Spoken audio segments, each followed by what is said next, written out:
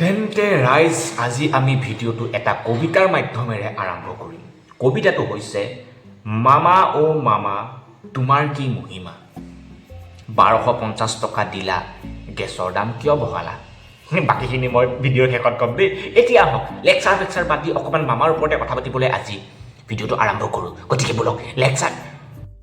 তো প্ৰথমতে মোৰ ডেইলি দিয়া ইন্ট্ৰডাকশ্যনটো দি লওঁ, কাৰণ এই ভিডিঅ'টো হয়তো বহুত লোকে প্ৰথমবাৰ চাব পাৰে। তেনেহ'লে মই কৈ দিওঁ যে মই কোনো ধৰণৰ পলিটিকেল পাৰ্টিৰ লগত ডাইৰেক্টলি ইনডাইৰেক্টলি বা হিমন্ত বিশ্ব শৰ্মা ডাঙৰীয়াক মই পাৰ্চনেলি তেওঁক মই হেট নকৰোঁ, বাট সেয়াই কথা। মই বাছ এজন ইণ্ডিভিজুৱেল ক্ৰিয়েটৰ। আজি বিজেপি আছে, তেওঁক পেলিছোঁ, কাইলৈ কংগ্ৰেছ আহিব, তেওঁক পেলিম, চবকে পেলিম। মুঠতে মোৰ কাম হৈছে য়েছ।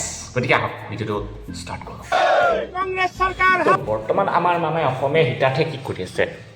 মহিলাসকলক অৰুণোদয় দিছে, আমাৰ ছাত্ৰ ছাত্ৰীসকলক 300 টকা গাখীৰ খাবৰ কাৰণে মেট্ৰিক কেণ্ডিং সেইবিলাক দিছে। তাৰপিছত আকৌ ডিগ্ৰী পাছ কৰাবিলাকক 3000 নে 4000 টকাকৈ বছৰে দিব, নাজানো সেইখিনি দি কি হ'ব। তাৰপিছত আকৌ সেই হেল্থৰ কাৰণে এখন আয়ুষ্মান কাৰ্ড দিছে, যোনখন কোনো কামৰ নহয়। তাৰপিছত বৰ্তমান সেইখিনি পেট নভৰাৰ কাৰণে এতিয়া ইলেকশ্যন অহাৰ আগে মিঠাতেল, নিমখ আৰু দালি আৰু কিবা কিবি 130 টকা নে 40 টকা প্ৰাইজত দি আছে, যোনটো আপুনি যদি মাৰ্কেট প্ৰাইচত কিনিবলৈ যায় খুব বেছি 150 বা 145ৰ মাজত, মানে 30 টকা এটা 40 টকা আপুনি বচাব 3-4 ঘণ্টা লাইনত থাকি। চেলো ইয়ে ভি আচ্ছা হে। তেনেহ'লে সমস্যাটো ক'ত? সমস্যাটো হৈছে 1250 টকা দি এটা পৰিয়াল নচলে। আৰু 1250 টকা এটা পৰিয়ালৰ কোনোবা এজন সদস্যক দিয়া মানে সেই পৰিয়ালটোৰ চাকৰি কৰা মানুহ নাই। তাৰ মানে তেওঁলোকৰ ঘৰৰ কোনোবা এজন সদস্যই হাজিৰা কৰি বা কিবা সৰু সুৰা কাম কৰি চলি আছে। 10-15 হাজাৰ টকা চেলেৰি বা 700-800 টকা দিনটো হাজিৰা কৰি পিনে চলি আছে, মুঠতে জীৱনটো অতিবাহিত হৈ আছে। তো তেনে ক্ষেত্ৰত তেনেকুৱা এটা পৰিয়ালৰ যদি কোনোবা এগৰাকী ব্যক্তি যদি বেমাৰ হয়, কিবা যদি ডাঙৰ বেমাৰ হয়, সেই পৰিয়ালটোক চৰকাৰখনৰ ফালৰ পৰা কি সুবিধা দিব? আপোনালোকে দিছে যে সেই প্লাষ্টিকৰ কাৰ্ডখন লৈ যদি গভৰ্ণমেণ্ট হস্পিটেলৰ মাদেই দিছোঁ, তাততো ফেচিলিটি বুলিবলৈ নীল গতে চান নাপায়। যদি প্ৰাইভেট হস্পিটেল এখনত যায় সেই প্লাষ্টিকৰ কাৰ্ডখন লৈ কি ক'ব জানেনে? বা চুতীয়া, এইখন ইয়াত নচলে, গভৰ্ণমেণ্ট হস্পিটেলত যায়। আৰু গভৰ্ণমেণ্ট হস্পিটেলত গ'লে কি ক'ব জানেনে? ভাই ইয়াততো বেড নাই। আৰু বেড থাকিলে কি ক'ব জানেনে? ভাই ডক্টৰটো আজি ইয়াত নাই, প্ৰাইভেট হস্পিটেলত আছে, গতিকে ডক্টৰটোৱে যেতিয়া সময় পাব তেতিয়া আহিব, তেতিয়া চাব। তেতিয়ালৈকে সেই পেচেণ্টজনৰ কি হ'ব?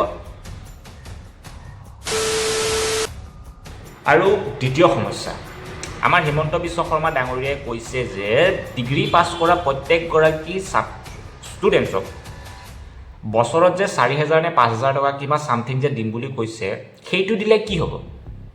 সেইটো দিলে মোবাইলৰ এটা বছৰৰ ৰিচাৰ্জ কৰোঁতেই দেখোন 3000 মান টকা গুচি যাব। শিখৰ আৰু ৰিচাৰ্জতে গোটেইখিনি পইচা গুচি যাব। তো ইয়াতকৈ তেওঁলোকে এটা বেটাৰ প্লেন কৰিব পাৰে যে তেওঁলোকে এটা ফ্ৰী কোৰ্চ দিয়া। ডিগ্ৰী কৰি বহিছে মানে তেওঁলোকৰ চাকৰি বাকৰি নাই, তেওঁলোকে এটা ফ্ৰী কোৰ্চ দিয়া, যোনটো ইণ্ডাষ্ট্ৰী পইণ্ট অফ ভিউৰ পৰা একদম চুইটেবল হয়। কিন্তু সেইটো নকৰি বৰ্তমান কি কৰি আছে? Shortcut plan. প্ৰব্লেম এইটো, বৰ্তমান এই অৰুণোদয় আৰু ফ্ৰী আঁচনিৰ নামত যে বাজেটৰ যে মোটা এটা অংশ যে তেওঁলোকে ব্যৱহাৰ কৰি আছে, যোনটো গৈ আছে ঠিকে আছে, কিন্তু তাৰ পৰা আউটপুট কেৱল ভোট বেংকটো বাঢ়ি গৈ আছে, উন্নয়নৰ হৈ একো কৰা নাই। অলপ চলপ দুখীয়া লোকসকলে হয়তো অলপমান সহায় পাইছে, কিন্তু সেইটো যদি প্লেনটো যদি ড্ৰপ আউট কৰি পিনে যদি বেলেগ এটা কাম কৰে যায়, সেই টকাখিনি যদি সেই স্থানীয় লোকক যদি একোটা ক্ষুদ্ৰ উদ্যোগৰ ব্যৱস্থা কৰি দিয়ে, তেওঁলোকে যদি নিজে কৰ্ম কৰি সেই নিজৰ কৰ্মৰ বিনিময়ত যদি কিবা এটা টকা ধন লাভ কৰে, তাৰ পৰা যদি কিছু অংশ চৰকাৰে যদি টেক্সৰ হিচাপত বা টেক্স ফ্ৰী কৰি বা যেনেকৈ নহয় কিবা এটা যদি চৰকাৰেও অংশ লাভ কৰে, তেনেহ'লে চৰকাৰো ফাইদা, এইফালে লোকসকলৰ ফাইদা। তেওঁলোকে কাম কৰি পইচা ঘটি আছে, এতিয়া চৰকাৰৰ ওপৰত নিৰ্ভৰশীল হ'বলগীয়া হোৱা নাই। প্ৰব্লেম এইটো, চৰকাৰখনে এইবিলাক কাম বাদ দি তেওঁলোকে ফ্ৰীতে বিলাই থৈছে, যাতে মানে চৰ্টকাটলি কেনেকৈ ভোট বেংকটো মানে বৃদ্ধি কৰিব পাৰে সেইটো তেওঁলোকে ফ'কাছ কৰি আছে।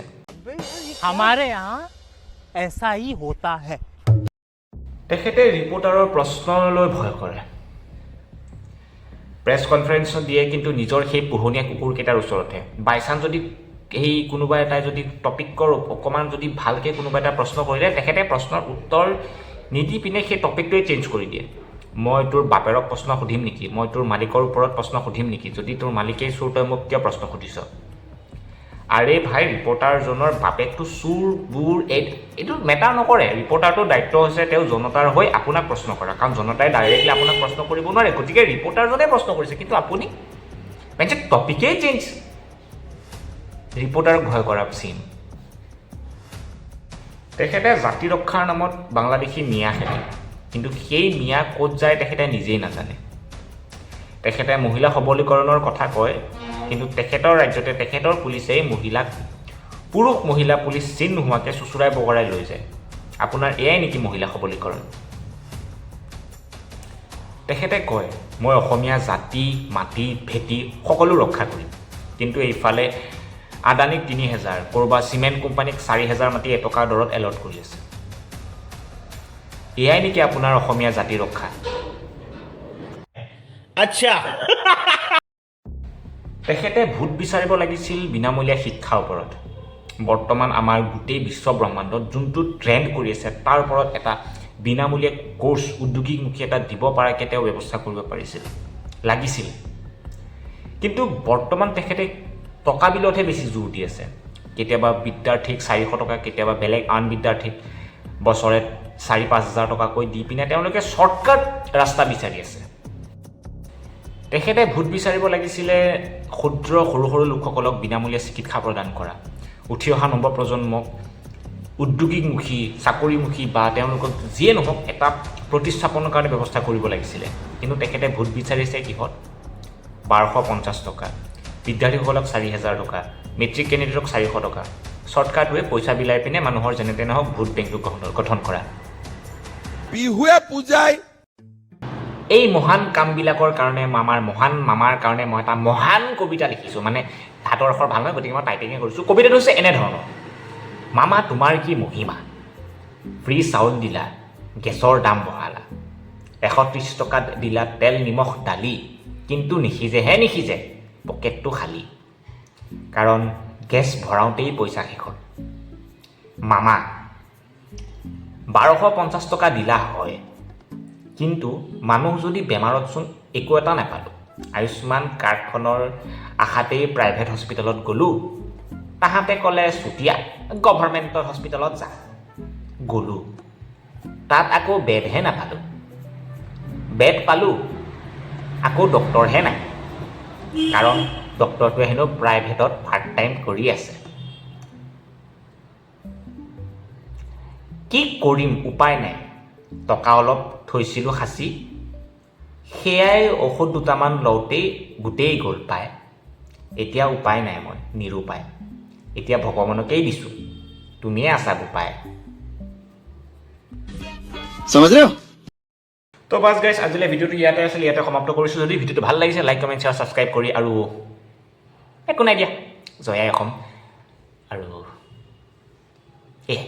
Bye bye